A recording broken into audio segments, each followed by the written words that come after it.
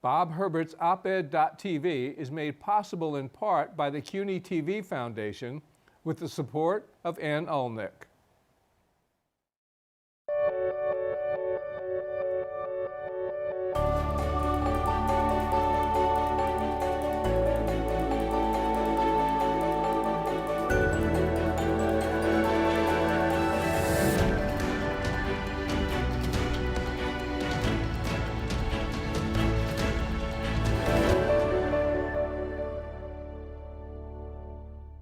Hi, I'm Bob Herbert. Welcome to OpEd.tv.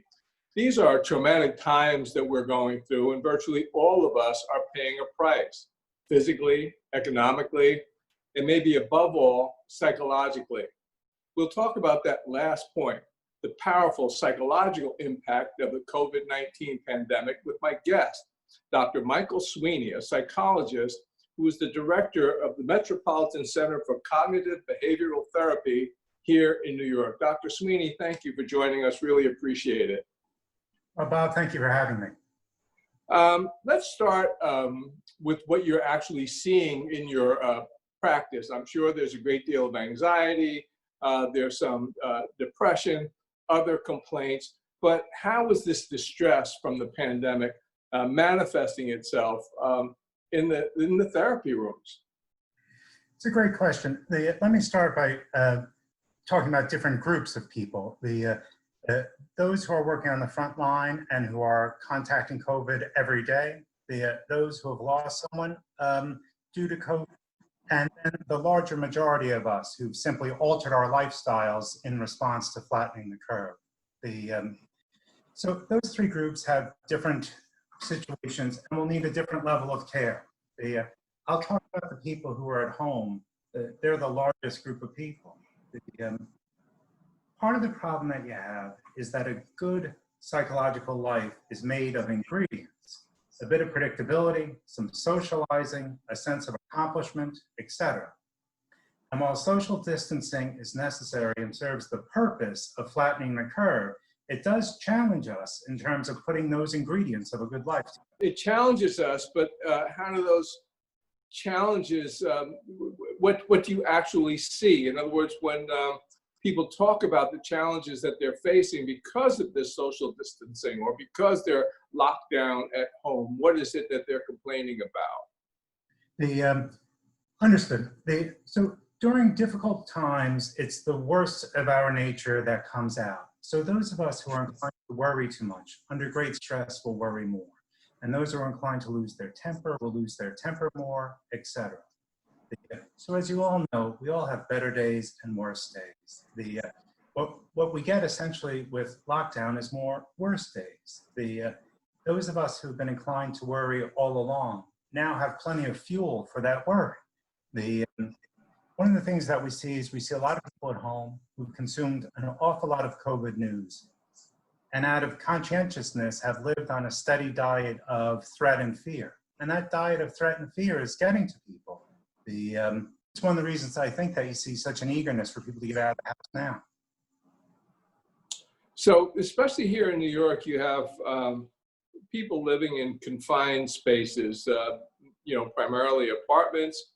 Sometimes it's a lot of people. If it's families, you can have children, adolescents, small children, and under the best of circumstances, that's the kind of thing that can make you, in layman's terms, a little nuts. I mean, it could drive you crazy. Are people, I'm assuming this is true, but are people getting on one another's nerves? And what happens when that happens? Because I'm not sure where they turn. You can't leave the apartment for very long and don't take a walk or whatever. So how are people coping or not coping? Yeah, look, I love New York City. The size of our apartments were not meant for staying inside for weeks and weeks and months on end. I also love my child, and I like it. And I'm in the great majority that way, where we love our child and we love our spouse, but not a 100% undiluted version. And what people are doing at home is a bit of what they were doing when they were outside of the home. Do you know, A lot of people spend a bit of extra time outside of the home to have a bit of me time. And I think people are trying to find small ways of having me time inside the house, right? I imagine a lot more people spending a lot more time on headphones inside their home, or a lot more time, you in your corner consuming your thing on electronics, and me in my corner consuming my thing on electronics. Because the psychological need for distance remains the same. The who we are and what we need as people doesn't change. The challenge is, how do we get there? So you see a lot more fighting, right? You put parents in a terrible position. An awful lot of parents are parents or single parents are at home. Many of them are still expected to work from a distance, and now they've been given the burden of teaching their children from home. And if anything, perhaps we've all come through with a greater respect to what teachers have to manage all day long. I've never understood how teachers were able to deal with a classroom full of kids every day. I would have been out of there. Oh, it really. Right. So, so you mentioned the children. This has got to be unbelievably distressful, and I'm talking about little kids now. Let's say kids in elementary school, maybe, I don't know, kindergarten through 4th or 5th grade. They don't get to see their friends. They're not going to school. A lot of the things that they would love to do, they can't do in terms of extracurricular activities. How are the kids responding? And I assume there's a range. Some kids will obviously do better than others. But what are the therapists seeing? So when you talk about kids, the youngest of children are sort of blissfully unaware that this is happening. They don't know that this is not normal? That they don't know that this is not normal. You know, if you were 5, 6, or 7, you would think, oh, this is just something that happens from time to time. The times you grew up in are your times. Right. So in some ways, the youngest of kids are less bothered by it. It's a big bother for sort of middle grade boys who are accustomed to socializing. That's physical interaction, you know? Right. 8, 9, 10, 11, 12-year-old boys don't sit around and talk. They wrestle with each other. They play basketball. They run around. They play tag. That doesn't transfer well to electronic communication. Right. An awful lot of them, of course, have taken to playing video games with each other, and all the little kids are playing video games against their pals all the time. And I'm sure there's been a great upswing in the usage of Roblox, Fortnite, etc. Right. So that's what they're doing. They are cut off from their friends and their interests. So since we're on this theme, I was going to mention this later, but let's talk about it now. Let's now go up in age group to people who are in later adolescence or early adulthood. So now you're talking about folks who are maybe college age or out there going for their first job. So we've heard a lot about the interruption of education, and we know that there's a whole jobs problem, employment problem that's going on in the country.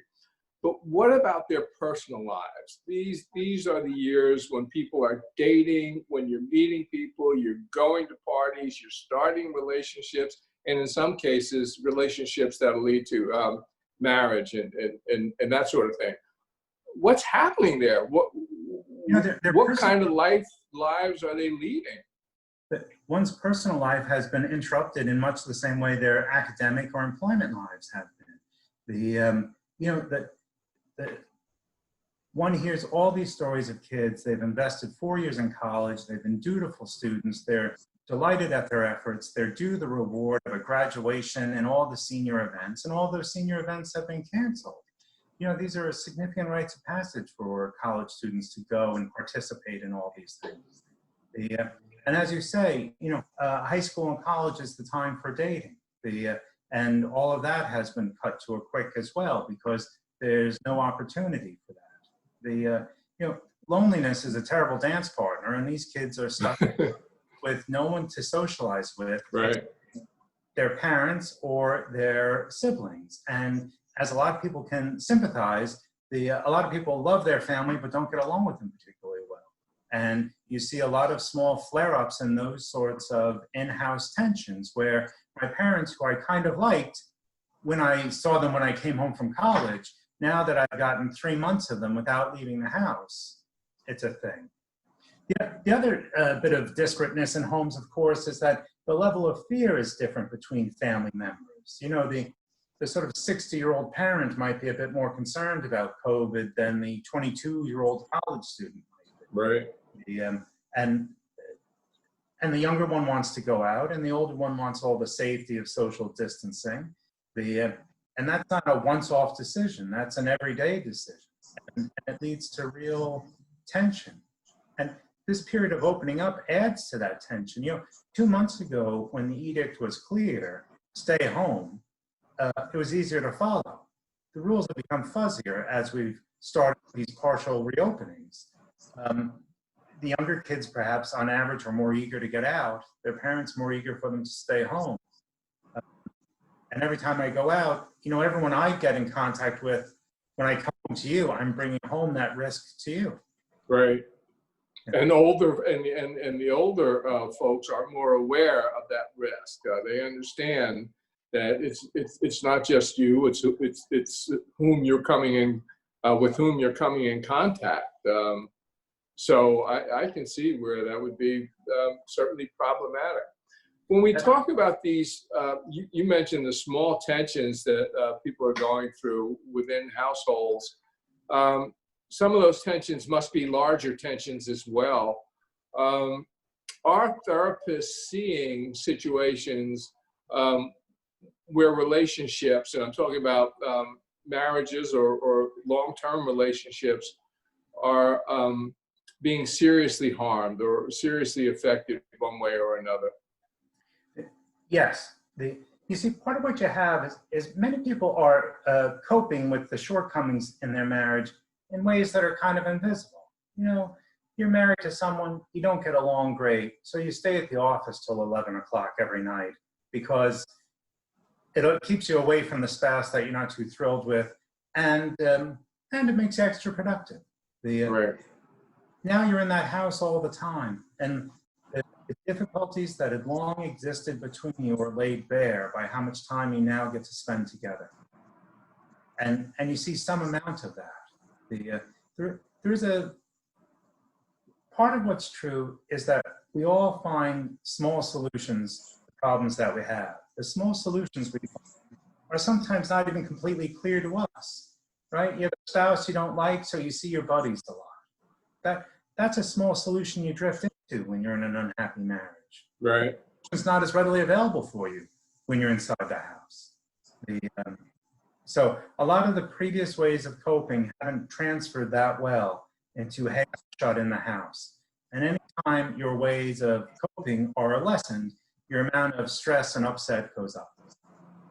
I've been seeing it among friends. I mean, there are guys who are really affected by the fact that there are no sports to watch. They can't get together with the buddies, and they're watching basketball, or now it would ordinarily be the baseball season, for example. But then other folks have book clubs who I know about, where the book clubs can't meet, or people play cards or have game nights or go to the movies or the theater. And all of these things are driving folks back into their homes and into their apartments in that situation that you're describing, where you increasingly get on one another's nerves. Well, take your example about men socializing around sports. Perhaps previously we never admitted it so fully, but male socializing relies a lot on sports. You get together with your buddies around a sporting event. We go to the game, come to my house to watch the game. A lot of the conversation turns around sports. They should have traded him. That was a bad. Right. They should have never made that play. And when you took sports away, you took part of our language of connection away. Because encoded in "please come to my house and watch the ball game," or Right. City Field this weekend is "hey, you're my friend and I enjoy your company." Men tend not to put sentences together that way. But that's what's going on. Not if you want people to keep going to City Field with you. But that's the implicit message when I invite you to these things.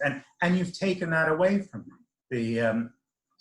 most of us socialize around an activity. And a lot of us did a pretty good job of trying to switch over to Zoom. Zoom had a big benefit the first week, I think, because we were all terrified about COVID news. We were delighted to see someone. And the math we were doing then is, boy, these Zoom or video conference friendship calls are so much better than nothing. Boy, isn't that good. And we saw the benefit of Zoom. And as time has gone on, I think what we've seen more is the detriment of it. In many, many ways, video conferences are certainly better than sitting at home alone. And Right. they're nowhere near as good as seeing somebody in person. You're in the business of trying to help people. That's what you do. That's what you do for a living. The folks, let's just take the example of the folks who are stuck at home for the most part, and who are encountering these tensions, maybe getting on one another's nerves. Parents and kids are arguing. What do you tell the folks that you're seeing? How do you help them cope with that situation? Great question. So we really do have some good and practical advice. The first is that empathy is the starting point for any good plan. If I'm living with someone and I'm annoyed at them, if I could take a moment and try to see the world from their point of view, it really helps better. Part of the problem we have with our kids and our spouses and our parents is we know what they're doing that drives us crazy. What we think about is, boy, the thing you're doing, Bob, that drives me crazy. I make that the only story in my head, I can get a lot of emotion going, and big emotion. When I make a story in my head, Bob does this thing that drives me crazy, and I make the competing story, you know, what's true from Bob's point of view is this and that and the other thing, right? That he's not accustomed to this and that being true. That lessens my emotion. My capacity to see it from your point of view makes greater my capacity to come up with a solution. In part because it gives me a bit of calmness, right? You can't yell, hey, he's got a point too, with great anger. So calmness brings with it a bit more thinking. Compassion brings with it the inclination to compromise. And those two things are the basis of every solution. You know, let's state the obvious here that we're dealing with a disease, and in many cases, the disease has very serious consequences. And one of the things that individuals and families have to go through are loved ones who are ill and who are hospitalized, or in some cases in nursing homes, which have been devastated by the disease. And just as if the illness was not enough, they have to be isolated. So you can't visit them in the hospital. You can't hold their hand. You can't bring them flowers. You can't go see your parents or your grandparents in the nursing home. That has to cause tremendous distress. So what are you seeing along those lines? So, you know, these stories are awful. Any of us who've cared for a relative in the last months of their lives know what we do to make things better, right? I feel like a good son because of the level of care and attention I brought my parents during their last months of lives. You hear people all the time say, we visited him every day. We spoke to the doctors all the time. We were always there for this reason and that reason. Part of the reason we mention those stories when we talk about our parents or someone else we love who's passed away is we're reminding ourselves of all that we have done to try to make that period easier for them. Those are important sentences for us to hear. I did all that I could. That sentence, I did all that I could, is less true now when the person you love is in a hospital and you can't visit them. And again, no one's advocating for a change in the rule of visiting. Right. But it does change something psychologically when someone you love is in the worst spot of their lives, a mile from your home, and you can't go be with them. And I imagine while it can't be helped, and you're doing the right thing by not visiting these folks, you're not supposed to visit them, I would imagine it must cause some kind of guilt. You feel like, hey, there must be something I could do. Why didn't I do it? That's, you know, there's a terrible amount of guilt. excluding any story that has any idea that in some way you brought the COVID into the house, right? Because Right. Oh, some homes too. Excluding that completely, many of us have had the experience of losing someone we love greatly. We think of them still, even years afterwards. And if you notice those conversations, what people often say is, one, how upset, I think of my mother every day. right. And then the next sentence they say is something about how well they took care of her. And we had her with us for the last year of our lives. I called her every day in the last year of our lives. We moved her back to such and such. We found this facility for her. We get to say to ourselves, we did this good by our loved ones. And in doing we make less our upset at their loss. And that sentence is stolen from people who are losing people during COVID, because you don't get to say as powerfully the thing you did. That upset is true today, and it'll be true 10 years from today when they think back on the loss of their parent. And I would imagine compounding that is you lose a loved one, but then we can't grieve the way that we usually do, because now there are restrictions on sort of the traditional circumstances for grieving. If you want to hold a wake or a funeral or a sit shiva or whatever the traditions have been, they've been curtailed. Can you talk about that a little bit? I can. And let me pick up on just one word you said, Bob, with traditions. The tradition of gathering to honoring the dead is true across cultures and across time. Something doesn't exist that universally and that long unless it serves a really important purpose. There's something really important that happens when we gather together, because a grief that's shared is lessened. And all the people who show up as testament to the value of that person's life. It's a salve for our upset and loss. And that salve has been taken. You may have been to a video event of someone's passing. It's the best that can be done at the moment, but it doesn't quite count. It's not the same. One of the ways that you get to move on from a loss is by going through all of these rituals that we've all come to expect in life. And losing someone is terrible. And there's a ritual in place, a set of steps that we go through as a precursor to resuming a normal life. And a funeral and a big gathering and shiva or whatever the tradition is part of that. It's going to change for people how easily they can put themselves back together again. And then, of course, the other great thing you do when you lose someone in your family is not only do you have the one great big funeral mass, people stay in touch with you in an extra big way, right? That's right. People used to ring your doorbell and hand your food or call you on the phone or, let me come over and take you out for a walk. Those things are harder to do. They've taken the restrictions, the reasonable restrictions that the illness confers upon us, takes from us a lot of the ordinary things we do to manage emotions.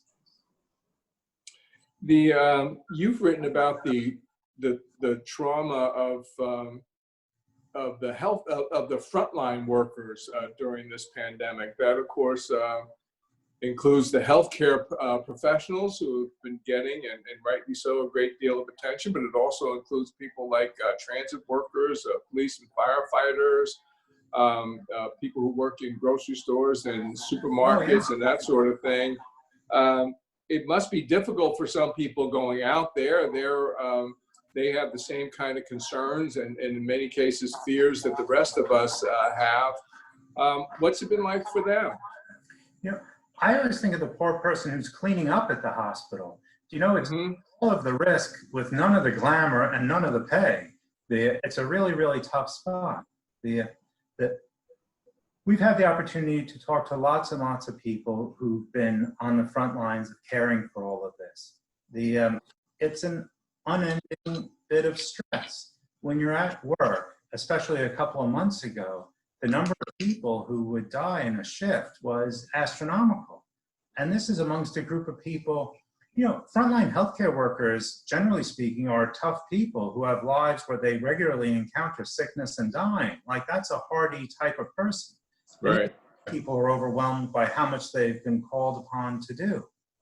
But, you know, the stress doesn't end when you leave work, right? I mean, some people have the luxury of closing the office door and going home, but the frontline healthcare worker who's been in the hospital all day, then has to go home to my family and worry about what I might bring home, right? Right. And people are describing for you these very understandable but extensive sort of rituals of getting undressed in the hallways outside their apartment in some other way to try to double and triple check that they're not bringing something into their, you know, spouses or their children, or, you know, perhaps someone immunocompromised in the home.